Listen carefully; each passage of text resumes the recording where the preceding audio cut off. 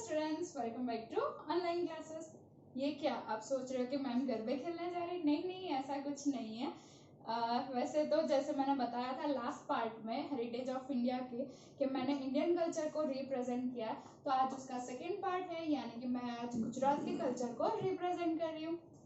तो फिर मैं तैयार होकर आ गई, और वैसे भी मैंने एक अपना शौक भी पूरा कर लिया। इस बार नवरात्रि होगी या नहीं, ये तो एक बड़ा सा क्वेश्चन मार्क है, तो सोचा क्यों ना ऐसे तैयार होकर 2-4 गरबे यहीं खेल लूं, तो वो शौक भी पूरा हो जाए।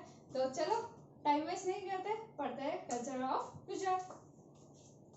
तो ये है सारे गुजरात के हेरिटेज, जिसे कल्चरल हेरिटेज, जिसे मैंने 5 पार्ट्स में डिवाइड कर दिया ताकि हम लोग इजीली उसे याद रख सके। तो पहला जो है वो सारे प्लेसेस जिसका आर्कियोलॉजिकल इम्पोर्टेंस ज्यादा है, यानी कि ये सारे प्लेसेस ऐसे हैं जहां से हमारे सिविलाइजेशन के एविडेंस मिले हुए हैं। तो ये प्रूफ था कि ये सारी जो सिविलाइजेशन है, यानी कि Indus valley civilisation, Mohenjodaro civilisation, ये सब कुछ यहाँ पर था। तो उसके प्रूफ मिले हुए हैं, जिसका फर्स्ट एग्जांपल है लोथल, जो कि धोलावीरा तालुका में जो धोलका तालुका में आया हुआ है।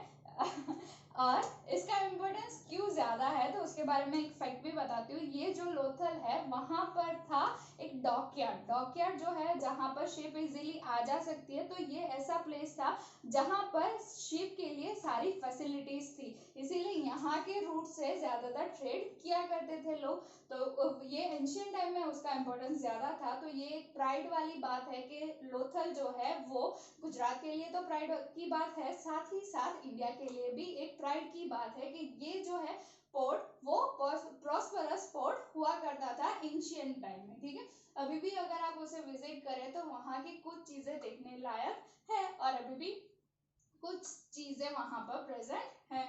उसके बाद है ये रंगपुर, फिर धोलावीरा, रोजड़ी, ये सारी जगह भी है जहां से हमारे आर्कियोलॉजिकल एविडेंस मिले हुए हैं जो कि सिविलाइजेशन को प्रेजेंट करता है।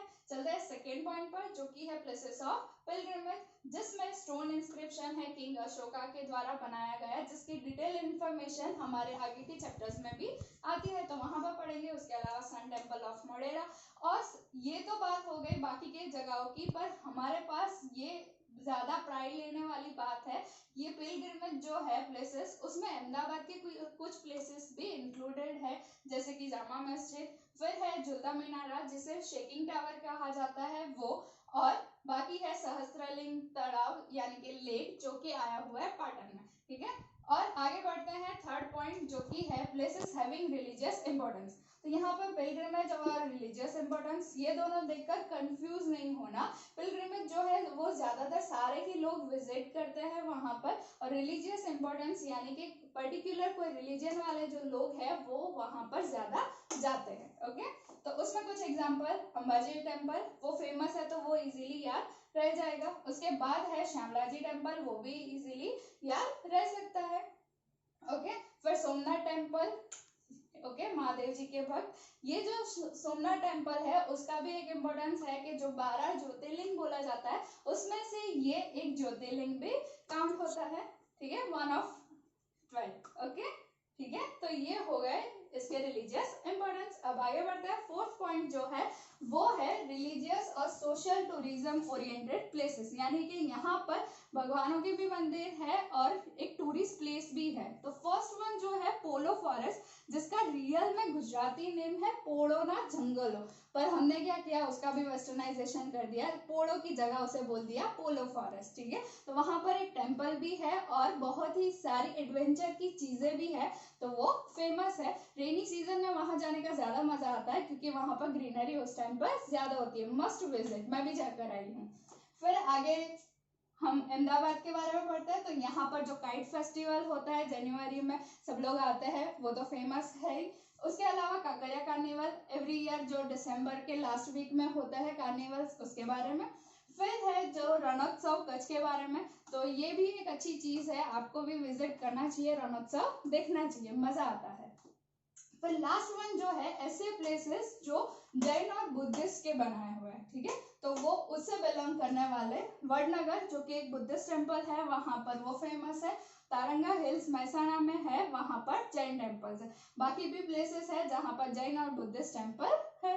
अब ये तो बात हो गई गुजरात के कल्चरल हेरिटेज के बारे में। तो ये इतनी इन्फॉर्मेशन हमें ज्यादा इसीलिए दी थी इंडिया के हेरिटेज से, क्योंकि हमारा ये जो गुजरात बोर्ड का कोर्स है तो गुजरात के बारे में कुछ तो जानना चाहिए ना एक्स्ट्रा। तो ये सारी इन्फॉर्मेशन गुजरात के बारे में थी, तो उसे याद रखना है। अब आगे बढ़ते हैं कि इंडिया में कौन कौन से पीपल आए हुए थे। मैंने जैसे बताया था फर्स्ट पार्ट में कि हमारा कल्चर ऐसा है जिससे लोग फैसिनेटेड होकर यहाँ पर आते थे। तो उसमें ऐसा माना जाता है कि द्रविडियंस जो है वो सबसे पुराने हैं, पर यहाँ पर ऐसी इंफॉर्मेशन भी आई है कि उससे पहले ऑलरेडी बहुत सारे लोग यहाँ पर आ चुके थे, जिसमें सबसे पहले है नेग्रिट्स, जिसे हब्सी पीपल कहा जाता है। ओके, तो ये जो है वो साउथ अफ्रीका से आए हुए हैं, जो कि मैंने यहाँ पर लिखा ही है। मोस्ट एंशिएंट पीपल थे जो कि इंडिया में फर्स्ट टाइम आए थे सबसे पहले वो। अब उनकी स्किन और वो कैसे दिखते थे उसके बारे में कुछ चीजें बताइए। अब मैं इसकी स्किन ब्लैक तो नहीं कर पाई, तो मैंने पूरे ब्लैक पेन से इसे ड्रॉ कर दिया है। हाँ, हंस लेना, थोड़ा बहुत मजाक चलता है ना।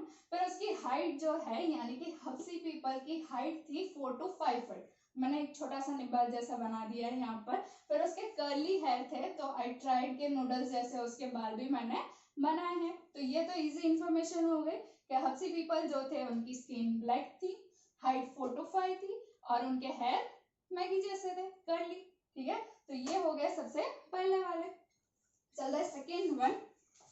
ये जो है निषाद पीपल उनका नाम है, और ऐसा माना जाता है कि वो लोग जो है साउथ ईस्ट एशिया से बिलोंग करते थे, यानी कि ये ऑस्ट्रेलिया से भी आए हुए थे, तो इसीलिए उसका नाम ऑस्ट्रेलॉइड भी पड़ा है।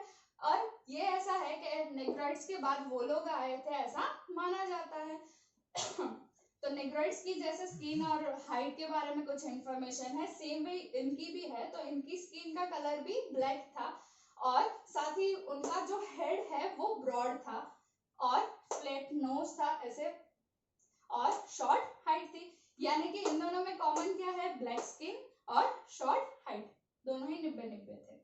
फिर ये जो है एस्ट्रोलाइट्स यानी कि निषाद पीपल, उन्हें निषाद नाम कब मिला, तो जब आर्यंस आए उनके बाद, तो आर्यंस ने एस्ट्रोलाइट जो है वो बहुत ही बड़ा नाम लगा, तो उन्होंने उसका नाम चेंज करके निषाद पीपल रख दिया। अब ये जो लोग हैं उन्होंने क्या कंट्रीब्यूट किया है इंडिया में, तो उन्होंने क्ले यूटेंसिल्स बनाए थे जिसका यूज हम लोग कर सकते हैं। कॉटन क्लोथ्स का भी यूज जो है हम लोग अभी करते हैं, तो वो उस टाइम पर एस्ट्रोलाइट पीपल ने हमें दिया था। थर्ड वन है द्रविडियन। तो ऐसा माना जाता है कि ये इंडिया से ही बिलोंग करते थे द्रविडियन, और ये जो है वो कब के थे, तो स्टोन एज जब थी उस टाइम से ही ये द्रविडियन है। वो लैंग्वेज और कल्चरल फीचर्स जो थे उसके लिए उन्होंने बहुत ही स्ट्रगल किया था, किसके सामने, आर्यंस के सामने, ये दोनों मेन थे।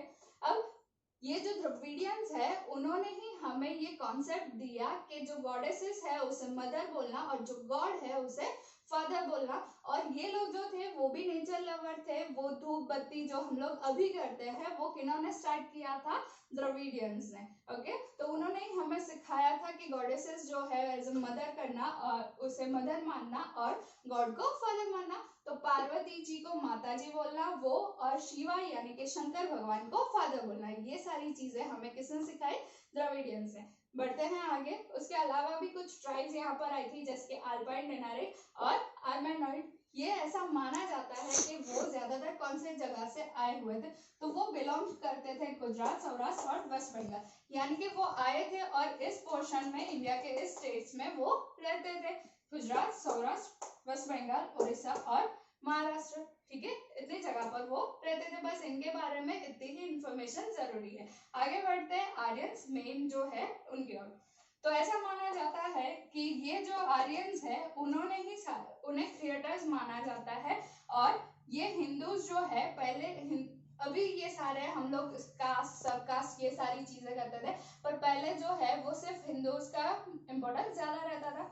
तो उसी टाइम पर हिंदूज को बोला जाता था आर्यन। ओके, पर ये जो रीजन में रहते थे आर्यंस, उसे सप्त सिंधु बोला जाता था। तो उसके पीछे का रीजन क्या है कि वहां पर वो जो रीजन है वहां पर 7 रिवर्स थी, इसीलिए उसे सप्त सिंधु बोला जाता है। उसके बाद अब ये आर्यंस जो थे उसी टाइम पर हमारे इंडिया को बहुत सारे नाम भी दिए गए थे, नेम दिए गए थे, जिसमें आर्यवर्त यानी कि आर्यन का पूरा वो जो प्लेस है वो, इसीलिए आर्यवर्ता है। फिर उसे बोला जाता है भारतवर्ष भी।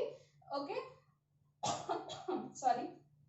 आर्यवर्ता जो है वो कौन सी जगह से कहाँ तक था, तो मिथिला से लेकर ये जो है विंध्याचल, वहां तक पूरा आर्यंस का रूल चलता था।